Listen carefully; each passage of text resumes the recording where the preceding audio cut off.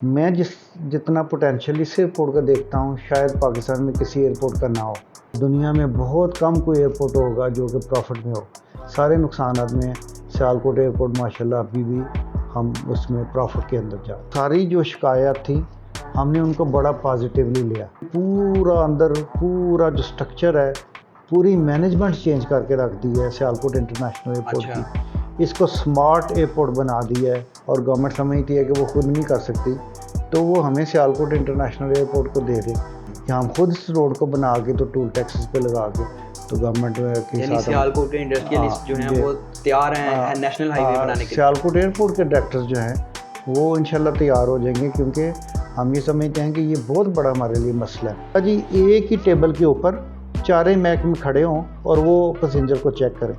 एक मर्दों के लिए, एक ख़वातीन के लिए। ग्रीन चैनल का मतलब यह है कि जब लोग आते हैं तो मोस्टली 80-90% लोग जो है ना वो बगैर किसी चेकिंग के बाहर चले जाते हैं। और मुझे ये खुशी होती है ये बताते हुए कि हमारे 3 जो डायरेक्टर्स हैं उन्होंने अपने जहाज़ जो हैं वो ले लिए हैं। और ये बहुत बड़ी बात है जो मैं कह रहा हूँ। इंशाल्लाह मेरा ये टेन्योर ख़त्म होगा जब, तो इंशाल्लाह इस एयरपोर्ट को प्रॉफिट में छोड़ के जाऊँगा। सियालकोट के मुतालिक दिलचस्प मालूमात और सियालकोट के हालात व वाक़यात से बाखबर रहने के लिए अभी सियालकोट प्लस के YouTube चैनल को सब्सक्राइब कीजिए। शुक्रिया। अस्सलाम वालेकुम नाज़रीन, मैं हूं अब्दुल बासित इकराम और आप देख रहे हैं सियालकोट प्लस। नाज़रीन, आज हम मौजूद हैं सियालकोट इंटरनेशनल एयरपोर्ट पर और सियालकोट इंटरनेशनल एयरपोर्ट जो है वो बहुत सारी ऐसी चीज़ें कर रहा है जो आज से पहले शायद कोई एयरपोर्ट वालों ने नहीं की। वो सारी चीज़ें क्या हैं, और इससे पहले जो हमने इंटरव्यू किया मियां नईम जवेद साहिब का, उसमें वो 1 साल पहले हमने इंटरव्यू किया और उस वक्त सियालकोट इंटरनेशनल एयरपोर्ट जो है वो किस जगह पर खड़ा था और आज जो है वो किस जगह पर खड़ा है। उसके अंदर काफ़ी ज़्यादा लोगों ने जो है वो शिकायत भी की कि हमें इन मसाइल का जो है वो सामना करना पड़ता है। वो सारी की सारी चीज़ें जो हैं वो प्रॉपर तरीके से हल की गई, उनका जो है वो सारी डिस्कशन आज हम करेंगे चेयरमैन सियालकोट इंटरनेशनल एयरपोर्ट मियां नईम जवेद साहब से। तो आइए फिर उनसे बात करते हैं। अस्सलाम वालेकुम सर। वालेकुम सलाम। सर क्या हाल चाल है? ठीक ठाक? अल्लाह का शुक्र, बस सब ठीक है। जी अल्हम्दुलिल्लाह। सर पहले तो बहुत शुक्रिया, आपने जो है वो खुसूसी टाइम निकाला हमारे लिए। 1 जुलाई 2020 में जो है वो आपने एयरपोर्ट का एज अ चेयरमैन जो है वो ज्वाइन किया। तो उस वक्त कहाँ पे पोजीशन थी इस एयरपोर्ट की और अब जो है वो किस पोजीशन पे खड़ा है एयरपोर्ट?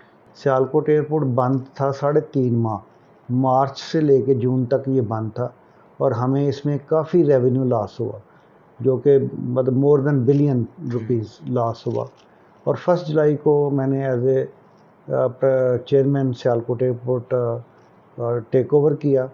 तो इसको हमने जो है वो रिवाइटल करने के लिए, दोबारा इसको नर्जाइज़ करने के लिए, दोबारा चलाने के लिए हमने मुख्तलिफ़ एंगल्स में कोशिश की। कतर एयरवेज़ ने अपना यहाँ से दफ्तर बंद कर दिया था, गल्फ़ एयर ने अपना दफ्तर बंद कर दिया था, सलाम एयर ने और सऊदी गल्फ़ ने अपना दफ्तर बंद कर दिया था। तो हमने ये किया कि बजाय हम यहाँ जो उनका अमला था, जो स्टेशन मैनेजर होते हैं, उनसे बात करें, मैंने सोचा कि क्यों ना हम डायरेक्टली जो एयरलाइंस के CEOs हैं उनसे रब्ता किया जाए और उनके ज़रिए से ये काम हो सकता है। अदरवाइज़ यहाँ का जो अमला था वो तो उनको तो ख़ुद मुलाजमत से निकाला जा रहा था, तो वो किस तरह हमारी मदद कर सकते थे।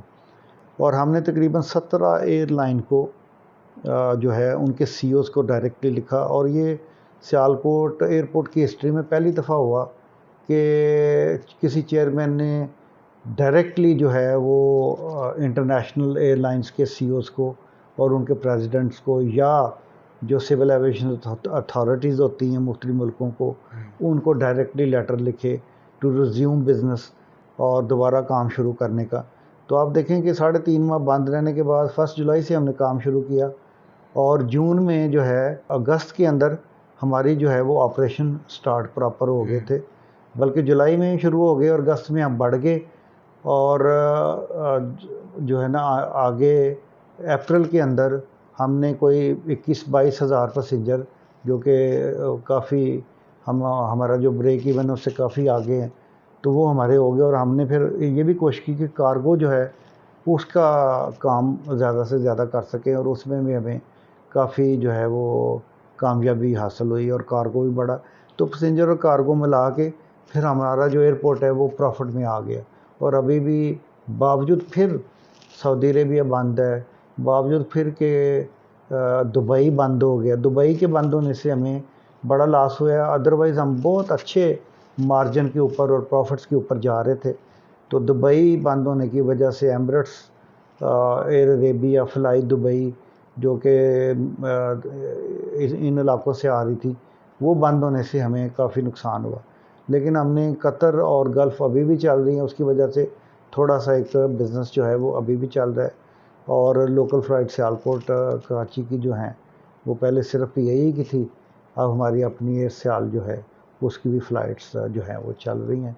और साथ ही हमने ये नहीं किया कि हम सिर्फ पैसेंजर्स का जो बिज़नेस है उसके ऊपर रहें, बल्कि हमने कार्गो को बढ़ाने के साथ साथ हमने ये भी सोचा कि एमआरओ होता है maintenance, repair and overhauling of aircraft.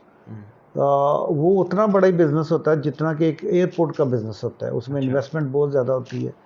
लेकिन एमआरओ बनाने से आप नेशनल लेवल पे नंबर 1 एयरपोर्ट हो जाना था आपका, और उसके लिए हम कोशिश जो कर रहे हैं। और जब एमआरओ सियालकोट इंटरनेशनल एयरपोर्ट पे बन जाएगा, हमारी कोशिश ये है 3-4 कंपनीज़ जो इंटरनेशनल है उनसे हम कोलैबोरेशन की कोशिश कर रहे हैं। ये कोविड की वजह से जो है हमारी मीटिंग्स नहीं हो सकी, वो आना चाहते थे तो हम वो इसलिए नहीं आ सके कि ये कोविड की वजह, और दूसरा हमारे जो सिस्टम है, जो हमारा इंटीरियर मिनिस्ट्री का जो सिस्टम है कि कोई फॉरेनर बाहर से आए तो वो आईबी और पता नहीं क्या क्या कर रहे हैं। एक तरफ प्राइम मिनिस्टर साहब कहते हैं कि फॉरेनर इन्वेस्टर आए, दूसरी तरफ से पहले एएसएफ जो है वो 2 घंटे के अंदर पास इशू कर देते थे कि अगर किसी फॉरेनर ने विज़िट करना है बिज़नेस के लिए तो वो आ सके, और अभी वो नहीं कर सकते और इसके लिए 6 वीक चाहिए। आप मुझे बताएं कि जिस मुल्क के लिए किसी फॉरेन इन्वेस्टर को 6 वीक चाहिए इजाज़त लेने उस मुल्क के लिए, वो उसका क्या इंटरेस्ट रहेगा और वो क्यों उस मुल्क में आएगा। तो हमें ये बड़ा नुकसान हुआ है। नहीं तो हमने अभी एमआरओ के लिए एक इंटरनेशनल कंपनी जो है उससे साइन कर लिए होने थे, और वो हम सिर्फ इसकी वजह से नहीं कर सके। गवर्नमेंट को ये सोचना चाहिए, जहाँ उन्होंने एविएशन पॉलिसी इतनी ज़बरदस्त बनाई है कि पाकिस्तान में बहुत सारी इम्प्रूवमेंट एविएशन के अंदर हो सकती है। टूरिज़म जो है वो तब बढ़ता है जब आपके एविएशन इंडस्ट्री जो है वो इम्प्रूव करे। जहाँ आपकी बसेस के ज़रिए से ट्रैवल लोग करते हैं, वहाँ दूर दराज एयरपोर्ट की वजह से और एयरलाइंस की वजह से ट्रैवल करते हैं। तो ये गवर्नमेंट की बहुत अच्छी पॉलिसी है, लेकिन गवर्नमेंट को फौरी तौर पे ये सोचना चाहिए कि फ़ॉरेन जो इन्वेस्टर हैं उनके लिए बड़ी आसानी पैदा करें कि वो एक तो वीज़े उनके लगने आसान हो, दूसरा ये है कि ये जो कंट्रोल है कि एएसएफ के ज़रिए, और दूसरा जो मिनिस्ट्री ऑफ इंटीरियर का कंट्रोल है उसको कम से कम जो है वो करना चाहिए, चाहे चंद घंटों के अंदर एक फॉरेनर को जो इन्वेस्टर आ रहा है उसको जो है वो इजाज़त मिल सके, ताकि पाकिस्तान के अंदर एविएशन का बिज़नेस और टूरिज़म जब तक इकट्ठे नहीं चलेंगे ये कभी भी उस लेवल पे नहीं जा सकता जो कि पीएम इमरान खान साहब सोच रहे हैं, और जो उनका विजन है वो मुकम्मल नहीं हो सकता। सर, आपने जब ज्वाइन किया तो कोविड के अलावा और क्या क्या मुश्किलात थी आपके सामने, और फिर उन्हें आपने सॉल्व कैसे किया? मुझे याद पड़ता है बासत आपने मेरा इंटरव्यू किया था जब मैं चेयरमैन बना था नया, ऐसे ही तो आपने इंटरव्यू किया था और वो पूरी दुनिया में लोगों ने बहुत पसंद किया। और ये आप बता सकते हैं कि कितने ज़्यादा लोगों ने हमारी जो वेबसाइट, जिसमें बहुत कम लोग आते थे, 3.5 लाख के करीब लोगों ने हमारी वेबसाइट को, सियाल की वेबसाइट को विज़िट किया, जहाँ उन्होंने 95% लोगों ने बहुत पॉजिटिव रिस्पांस दिया। वहाँ 5% लोगों ने शिकायत भी की। उसमें सबसे बड़ी शिकायत ये थी कि हम जब सियालकोट एयरपोर्ट पे आते हैं तो हमें वो उस तरह से फैसिलिटेट नहीं किया जाता। सही। हमारे जो पोर्टर हैं जो कि सामान उनका लेके जाते थे वो भी तंग करते थे, अंदर डिपार्टमेंट्स भी तंग करते थे। हर डिपार्टमेंट अलग-अलग जो है वो एएसएफ अलग चेक करती थी, कस्टम वाले अलग चेक करते थे, एएनएफ वाले अलग चेक करते थे, और बाकी भी एफआई वाले अलग चेक करते। तो हमने वो सारी जो शिकायत थी हमने उनको बड़ा पॉजिटिवली लिया, और उन उसको पॉजिटिव को लेते हुए हमने पूरा जो स्ट्रक्चर है, पूरी मैनेजमेंट चेंज करके रख दी है सियालकोट इंटरनेशनल एयरपोर्ट की। इसको स्मार्ट एयरपोर्ट बना दिया है। जो लोग अच्छा काम कर रहे थे उनको जो है सपोर्ट किया है, उनको अप्रिशिएट किया है। जो लोग ठीक काम नहीं कर रहे थे उनको हमने जो है वो फ़र्क कर किया है। कि भाई आप काम अगर नहीं कर सकते तो कोविड के हालात में तो वैसे ही हम जो है तनख्वाहें बड़ी मुश्किल से दे रहे थे, बल्कि हमने 2 दफ़ा कर्ज़ लिया है, जो गवर्नमेंट की पॉलिसी थी, बैंकों से कर्ज़ लेके अपने एम्प्लॉइज़ को जो है पे किया है, ताकि उनका रोज़गार जो है वो उसमें डिस्टर्बेंस ना हो। Coming back to that issue, हमने पोर्टल जो पोर्टर्स हैं वो हमने नए भर्ती कर लिए हैं, उनकी पूरी ट्रेनिंग की है कि आपने किस तरह लोगों को रिसीव करना है, किस तरह उनको आपने बुलाना है, किस तरह आपने बिहेव करना है, और उनसे कोई पैसा आपने नहीं मांगना। हमने उनको तनख्वाह पे रखा है ताकि वो रिश्वत का बहुत ज़्यादा रिश्वत का जो है मैं आपको बताता हूँ, तनख्वाह पे रखा है। और ये होता ये है कि ये हमारे मुल्क में एक कल्चर है कि हर महकमा जो है वो जो मर्ज़ी के, लेकिन वो कुछ ना कुछ मामला को करते हैं। तो जो डिपार्टमेंटल के मामलात में करप्शन होती थी या हमारे स्टाफ की, हमने कैमरे इतने ज़बरदस्त लगा दिए हर जगह पे कि वो कोई शिकायत आती है तो वो कैमरे से पकड़ी जाती है। वैसे भी रोज़ हम उसको चेक कर रहे हैं। उससे अल्हम्दुलिल्लाह पिछले 2 माह में एक दफ़ा भी कोई कंप्लेंट नहीं हमें आई। अच्छा। एक हमें कंप्लेंट 3 माह पहले आई थी कि एक हमारे जो चेक इन काउंटर के ऊपर, देखें ASF और जो गवर्नमेंट के इदारे हैं उनकी आती है, प्रॉब्लम्स आती हैं, लेकिन उन्होंने भी बहुत बेहतर कर लिया। हमने ये किया है कि हमने कहा जी एक ही टेबल के ऊपर 4 महकमे खड़े हों और वो पैसेंजर को चेक करें। अच्छा। एक मर्दों के लिए, एक ख़वातीन के लिए। सही। और उसमें अगर कोई आपने चेक करना है तो उधर हो, ताकि थोड़े टाइम में पैसेंजर जो है उसकी चेकिंग हो सके, बजाय ये कि वो मुख्तलिफ वो जाएँ और उनका टाइम भी वेस्ट हो और उनको लोग तंग भी करें।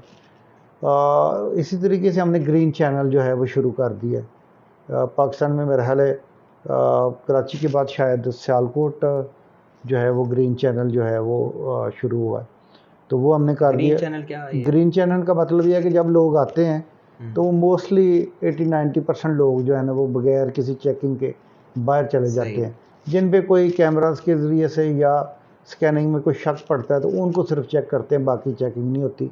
और उससे वो टाइम भी बहुत सारा पैसेंजर का बच जाता है, और पैसेंजर्स को ये भी होता है कि उनको जो है वो उस तरह तंग नहीं किया जाता, जो महकमों की बात होती है। जो मैं बुनियादी बात कहना चाहता हूँ वो ये है कि हमने कैमरों की मदद से पूरा एयरपोर्ट जो है उसको इतना ट्रांसपेरेंट कर दिया है कि कोई भी अगर मुलाजम या गवर्नमेंट के डिपार्टमेंट किसी पैसेंजर के साथ किसी किस्म की ज़्यादती या रिश्वत की बात करें तो वो हमारे नॉलेज में जो है वो आ जाए।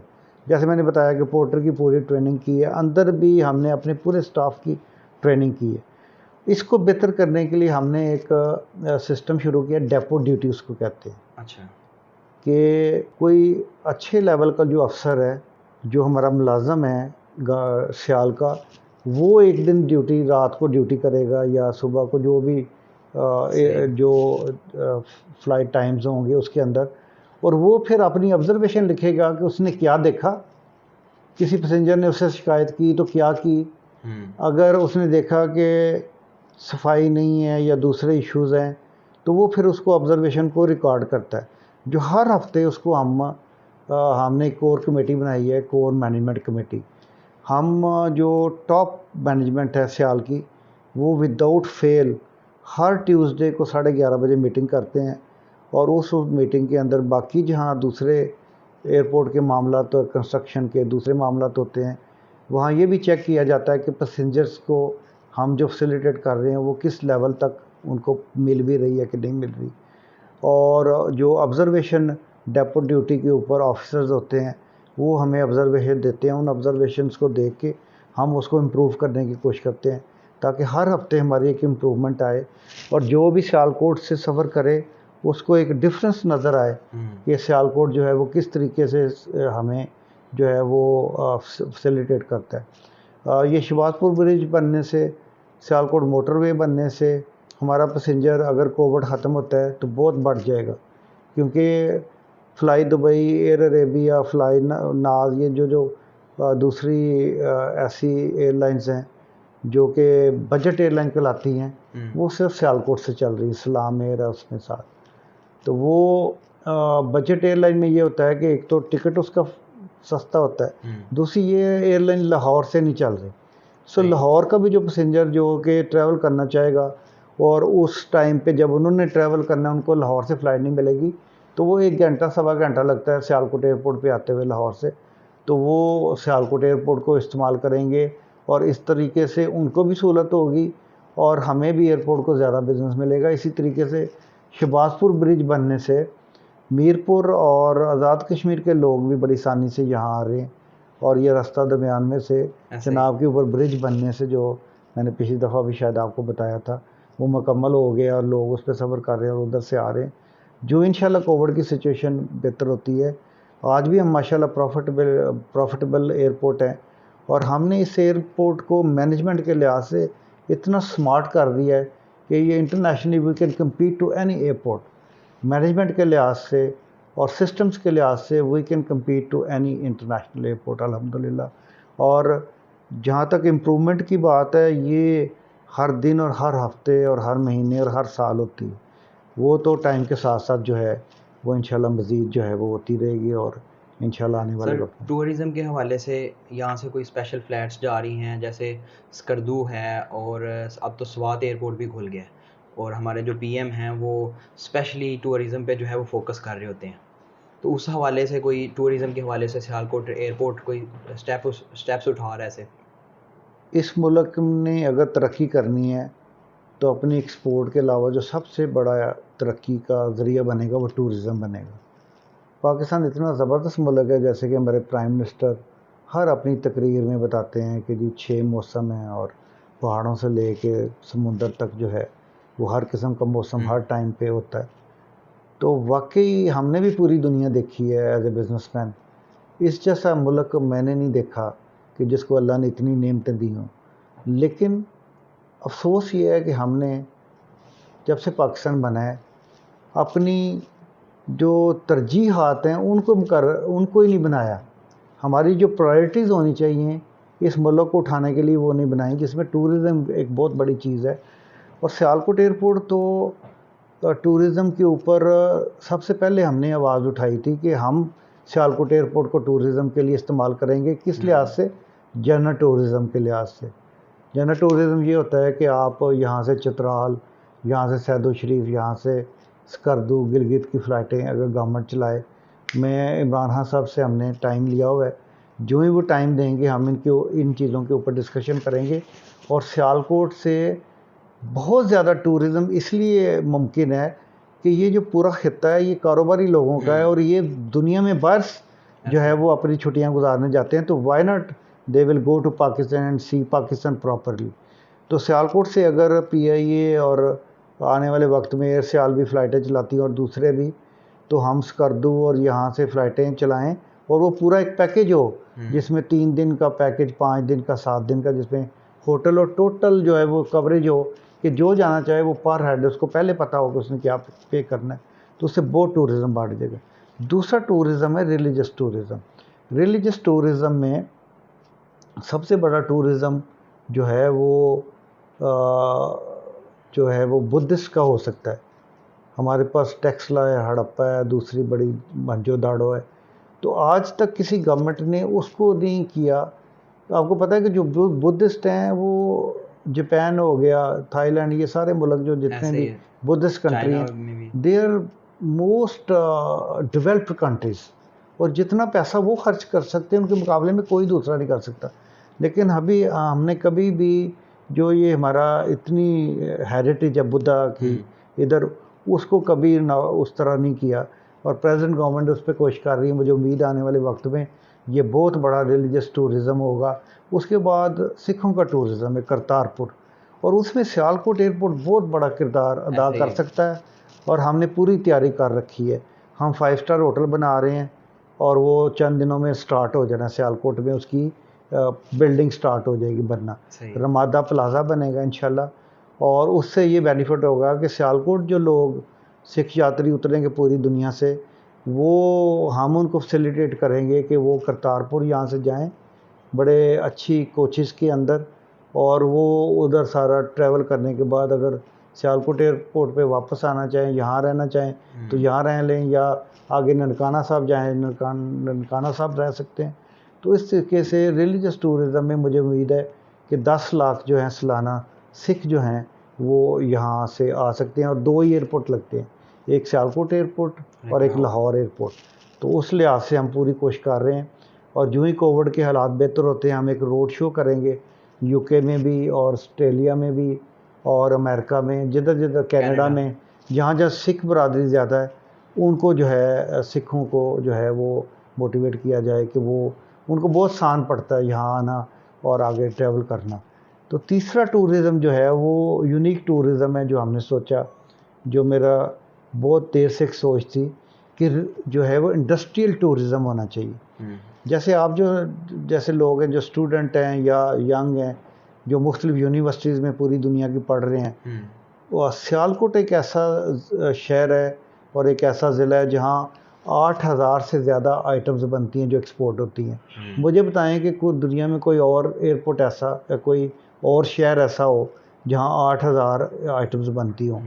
तो उस हवाले से जो इंडस्ट्रियल टूरिज़म है वो ना सिर्फ हमारे बिज़नेस को बढ़ाएगा बल्कि बहुत सारी दुनिया के स्टूडेंट जो कि टेक्नोलॉजी के अंदर, इंजीनियरिंग के अंदर जो है वो इल्म हासिल कर रहे हैं, वो यहाँ आके प्रैक्टिकल इंडस्ट्रीज़ को देखेंगे कि सर्जिकल इंस्ट्रूमेंट्स कैसे बनते हैं, जो फुटबॉल जो है वो किस तरह बनता है, लेदर गारमेंट्स किस तरह बनते हैं, लेदर ग्लव्स, जो मोटर बाइक सूट्स हैं जो कि मोटर रेसिंग के अंदर यूज़ होते हैं, और शूज़ हैं, और बहुत सारी आइटमें हैं जिनका मैं नाम अभी। तो वो इस तरीके से एक इंडस्ट्रियल टूरिज़म का जो है डेवलप किया। उसके बाद हम फ्लाइंग क्लब इधर सियालकोट बनाने लगे हैं, और मुझे ये खुशी होती है ये बताते हुए कि हमारे 3 जो डायरेक्टर्स हैं उन्होंने अपने जहाज़ जो हैं वो ले लिए हैं। और आपको ये बताता चलूँ कि जो सिविल एविएशन की पॉलिसी है एविएशन की, उसमें अपना प्राइवेट छोटा जहाज़ रखना ऑलमोस्ट फ्री है, कोई ड्यूटी नहीं एयरपोर्ट पे खड़े करने की या लैंडिंग चार्जेस की, कोई किसी किस्म का जो है वो कास्ट उस तरह की नहीं है, सिर्फ आपने अपने हैंगर में उसको रखना है या जो भी करना है। तो इस लिहाज से मैं ये समझता हूँ कि सियालकोट के जो लोग हैं बिजनेसमैन, उनके बच्चे अगर फ्लाइंग क्लब होगा तो वो सीखेंगे, और बाहर से भी मिडल ईस्ट से और सेंट्रल एशियन से लोग जो हैं वो फ्लाइंग क्लब से, अब पाकिस्तान में जो फ्लाइंग क्लब हैं वो जो उसकी कॉस्ट है वो बहुत कम है as compare to Europe, as compare to Middle East. Our cost is very less for a student for the flying, जो उसकी लर्निंग है उसके लिए। तो वो फ्लाइंग क्लब हमें बनाना चाह रहे हैं। उसके साथ हम कोशिश कर रहे हैं कि यहाँ एक सिमुलेटर जो है, सिमुलेटर ये होता है कि जो पायलट भी आपके होते हैं ना कमर्शियल पायलट, जो फॉर एग्जांपल एयरबस 320 चला रहे हैं, उनको हर 6 महीने बाद लाइसेंस रिन्यू करवाना पड़ता है, और वो इस काम के लिए दूसरे मुल्कों में जाते हैं, और बेशुमार हमारा जो सरमाया है, जो फॉरेन एक्सचेंज है, वो इन चीज़ों पे जो है वो लग जाता है। तो हमारी कोशिश ये होगी कि हम A320 का, क्योंकि वो सबसे ज़्यादा पाकिस्तान में यूज़ होती है, उसकी सिमुलेटर जो है वो सियालकोट एयरपोर्ट के ऊपर किसी कोलैबोरेशन के साथ लगाएं, ताकि वो यहाँ एक तो पाकिस्तान के जो पायलट हैं वो प्रॉपर अपना लाइसेंस जो है वो रिन्यू कर सकें, और दूसरा एयरपोर्ट को उसके फाइनेंशियल जो हैं वो एयरपोर्ट को काफ़ी उसमें बेनिफिट हो सकता है।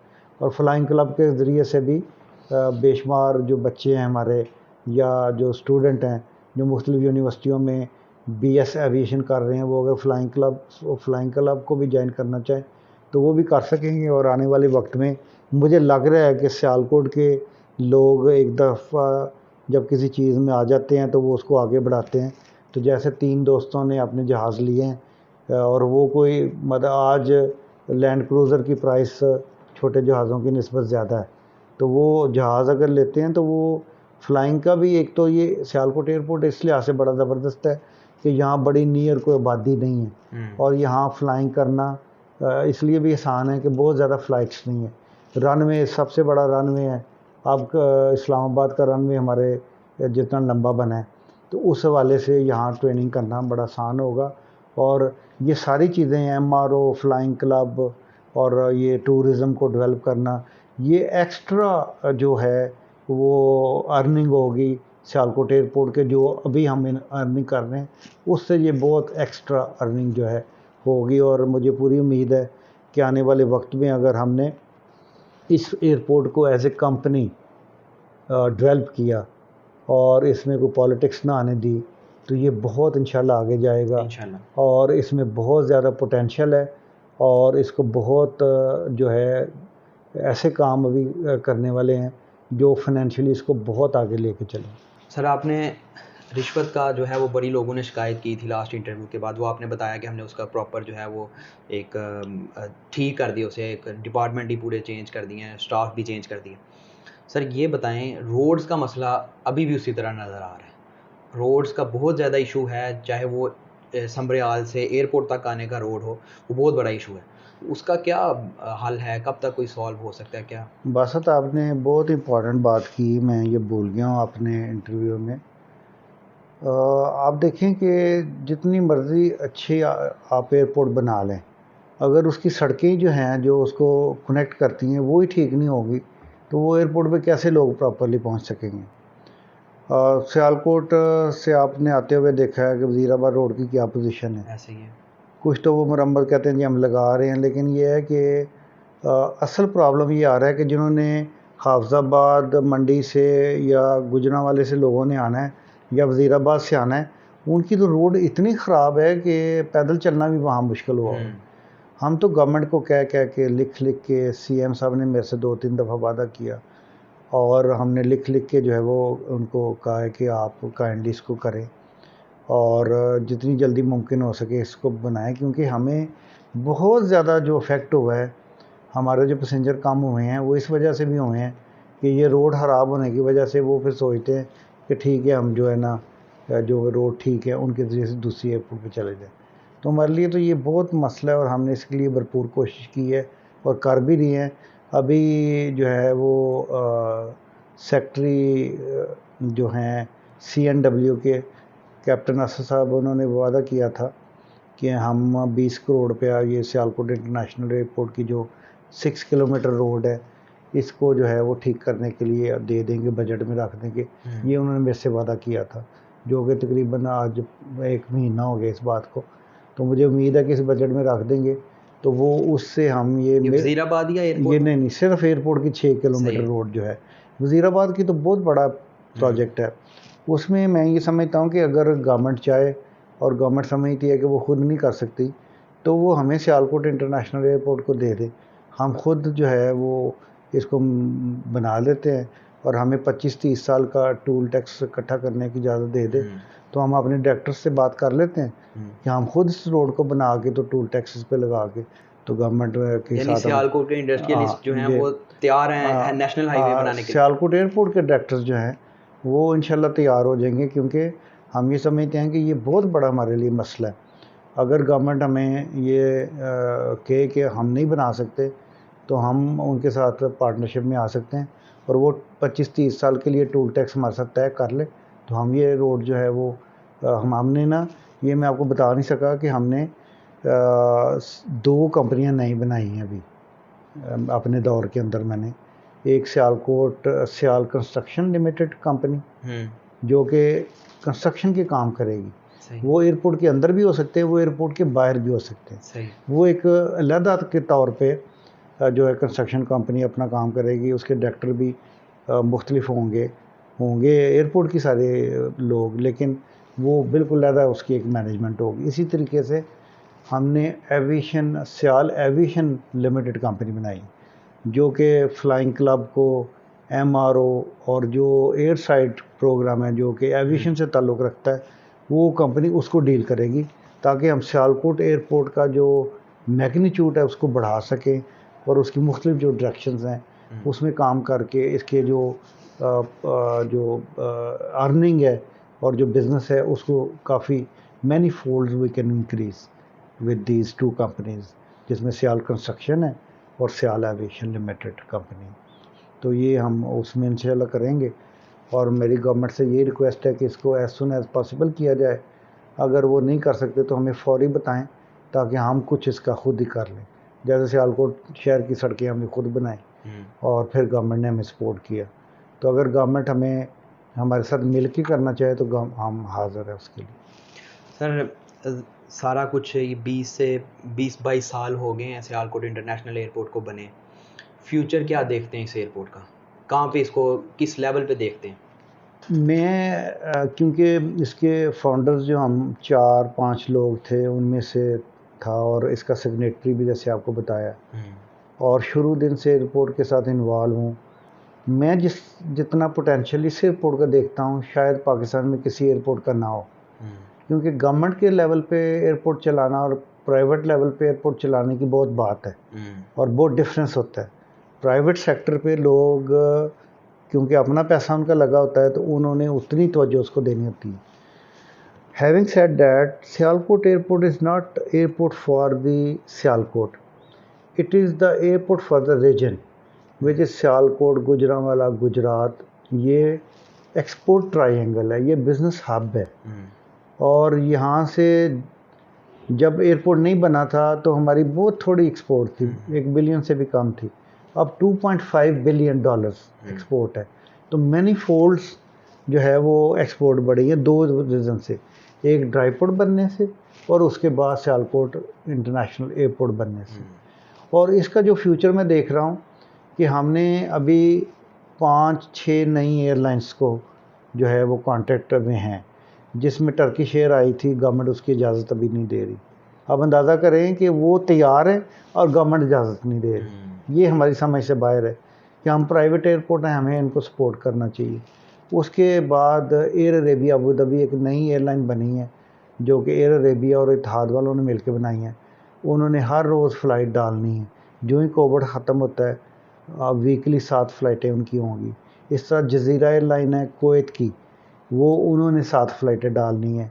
इसी तरीके से फ्लाई नाज है, Saudi Arabian airline, Saudi Arabia की एयरलाइन है, उन्होंने 3 फ़्लाइट डालनी है। सऊदी अरेबियन एयरलाइन को उनके जो चीफ़ एग्जेक्टिव हैं या उनके जो सिविल एविएशन के प्रेसिडेंट उनको कहते हैं, नॉर्मली तो उसका डीजी होता है लेकिन उधर प्रेसिडेंट कहते हैं, उनके भी हम लेटर लिखा है। और मैं ये आपको बताऊं कि हमारे जो नए एम्बेसडर सऊदी अरेबिया गए हैं, general lieutenant general Bilal Akbar, वो सियालकोट से हैं, और उनको भी मैंने वो लेटर जो है वो भेजा था कि वो हमारी, और वो बड़ा ही नफीस आदमी है और जनरल साहब जो हैं बड़ा हेल्प करते हैं पाकिस्तान के सारे मामला में, ख़ासतौर से सियालकोट की जो इश्यूज़ हैं। तो उन्होंने मेरे से वादा किया था कि वो जो ही वहाँ प्रॉपर सेटल होते हैं तो वो सऊदी एयरलाइन जो प्रॉपर एयरलाइन है वो सियालकोट शुरू करेंगे। और सऊदी एयरलाइन का आपको मैं बताऊं कि पूरी सारी एयरलाइन एक तरफ, और अगर सिर्फ सऊदी एयरलाइन हम चला लेते हैं जो कि इंशाल्लाह बड़ी करीब है, इंशाल्लाह वो अप्रूवल उसके हो गए हुए, एयरपोर्ट उन्होंने हमारा चेक कर लिया, सिर्फ गवर्नमेंट ऑफ सऊदी अरेबिया ने भी इजाज़त देनी। तो वो अगर होता है तो वो 70% जो बिज़नेस है हमारा वो अकेले संभाल लेते हैं, क्योंकि बाकी भी एयरलाइनों के ज़रिए से मोस्टली लोग सऊदी अरेबिया जाते हैं। फिर हमने ये एक प्लान किया है कि हम चार्टर्ड फ़्लाइट चलाएंगे सियालकोट से मदीने की इंशाल्लाह आने वाले वक्त में। और मेरी बड़ी ख्वाहिश थी कि सियालकोट और इस पूरे रीजन के जो 2.5 करोड़ लोग हैं वो सियालकोट मदीना डायरेक्ट उम्रा के लिए जा सकें। मदीना जाने का ये बेनिफिट होता है कि यहाँ से इहराम नहीं बांधना पड़ता और यहाँ से वो मदीना जाएं और वहाँ से नियत करें, तो वो जो है वो उधर रसूल वसल्लम की हाज़िरी देने के बाद वो उम्रे के लिए जा सकते हैं और बहुत सहूलत होगी। और ये भी बताता चलूँ कि गुजरांवाला डिवीज़न पूरे पाकिस्तान में सबसे ज़्यादा जो उम्रा करते हैं लोग वो इधर के हैं, गुजरांवाला डिवीज़न के, या फिर कराची के लोग। So it will be a very very important, हमें भी अल्लाह उसका सदका जारिया का अजर देगा। और ये ज़िंदगी रही तो इंशाल्लाह ज़रूर हम चार्टर करेंगे, चार्टर फ़्लाइट्स चलाएंगे, खुद सियालकोट एयरपोर्ट चार्टर करेगा और वो फ़्लाइट्स हम जो हैं वो सियालकोट से मदीना के लिए चलाएंगे।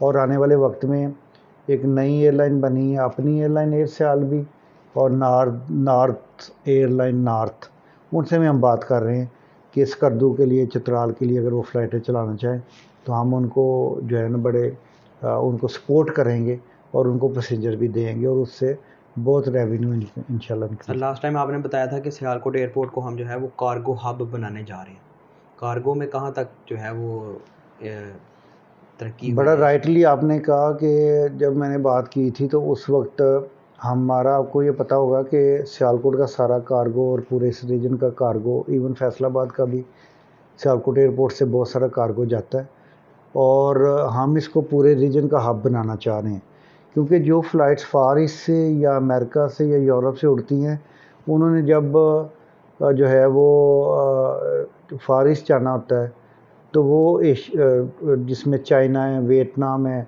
कंबोडिया है, ताइवान है, तो वहाँ से कोरिया, इन जगहों से वो जो उनकी परचेज़ है वो उन्होंने करनी होती है।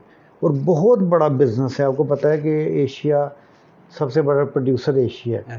तो यूरोपियन कंट्रीज़ और अमेरिका को बहुत सारी अपनी चीज़ें परचेज़ करने के लिए इन ममालिक में बाई कार्गो फ़्लाइट्स को के ज़रिए से वो माल मंगवाते हैं। तो उस लिहाज से हमने सियालकोट, क्योंकि बिल्कुल हम सेंटर में हैं, तकरीबन 1 घंटे का फ़्लाइट टाइम डिफरेंस कम हो जाता है, जो कि तकरीबन 6-7 हज़ार डॉलर फ्यूल कम यूज़ होता है। तो हमने जब से मैं आया तो मेरी कोशिश थी कि हमारा जो कार्गो का यूनिट है उसको कहते हैं air freight unit. Air freight का जो यूनिट है उसको हमने जो है कार्गो एयर फ्रेट यूनिट को हमने एफबीआर के साथ उसको एफबीआर से मंजूर करवाया है और अब हम officially we are cargo air freight unit. हमारा जो कराची के बाद और बाकी शायद 1-2 जगह पे और है, वो सियालकोट जो है वो डिक्लेयर हो गया। और इससे हम बहुत सारी एयरलाइंस के साथ हमने रब्ता किया हुआ है कि आप सियालकोट को एज ए हब यूज़ करें और यूरोप से फ़्लाइटें सियालकोट आएँ, सियालकोट से आगे चाइना चली जाएँ और चाइना से फिर वापस इधर आएँ। और इस तरीके से सियालकोट का कार्गो भी और इंटरनेशनल कार्गो जो है उसकी मूवमेंट जो है वो सियालकोट एयरपोर्ट से जब होगी और सियालकोट एयरपोर्ट जो है एज ए हब काम करेगा, तो ये एक एक्स्ट्रा जो है ना बिज़नेस और रेवेन्यू जनरेट होगा और कारोबार भी पूरे पाकिस्तान का इस हवाले से जनरेट होगा। उसके लिए हमने अमेज़ोन और जितने भी ऑनलाइन बिज़नेस करने वाले अलीबाबा और बाकी और भी उनसे भी रब्ता किया है कि आप इस एयरपोर्ट को यूज़ करें। तो इससे इंशाल्लाह आने वाले वक्त में पूरे ट्रायंगल जिसमें गुजरांवाला, गुजरात, सियालकोट है, इसका बिज़नेस जो है वो कार्गो का भी बढ़ेगा और मज़ीद हमारी जो प्रोडक्ट है वो इंटरनेशनल मार्केट में जो है वो आसानी से पहुँचाई जा सकेगी। सर बहुत बहुत शुक्रिया, आपने हमें जो है वो खुसूसी अपना टाइम दिया इसके लिए। बस आपका बहुत शुक्रिया। और मैं समझता हूँ कि ये जो इन्फॉर्मेशन होती है ये जब अवामुन नास के पास जाती है तो उनके लिए बहुत आसानियाँ पैदा हो जाती हैं कि वो सियालकोट इंटरनेशनल एयरपोर्ट को और हमारा जो कॉन्सेप्ट है टू इम्प्रूव बिज़नेस उसके ऊपर जो है वो इधर ट्रैवल कर सकें और हम हर किस्म की फैसिलिटी इंशाल्लाह उनको प्रोवाइड करेंगे और मज़ीद इसमें बेहतरी लाने की कोशिश करें। Thank you sir. बहुत शुक्रिया।